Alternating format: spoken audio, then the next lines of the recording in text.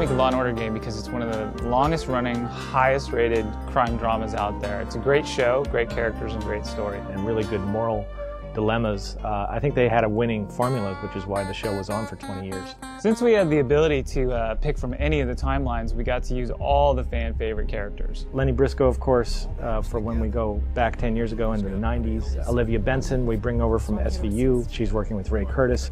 The cast from the past is Abby Carmichael, Jack McCoy. We have Cutter. Thank you, Detective.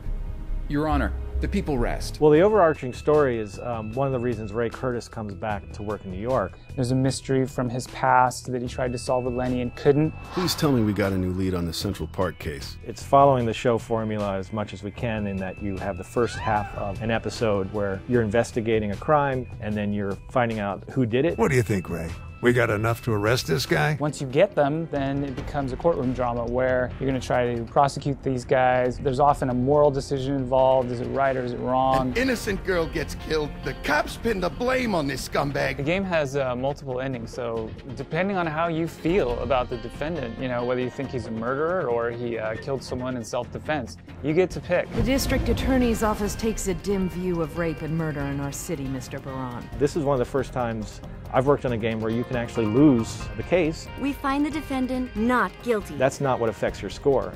It's easy to play. You don't need to be a gamer to play it. It's very straightforward. The game is like playing an episode of the show, but you're totally driving the investigation. It's one of my favorite games that I've worked on because we really nailed the way it should feel for someone who loves the show and also wants to be a part of it.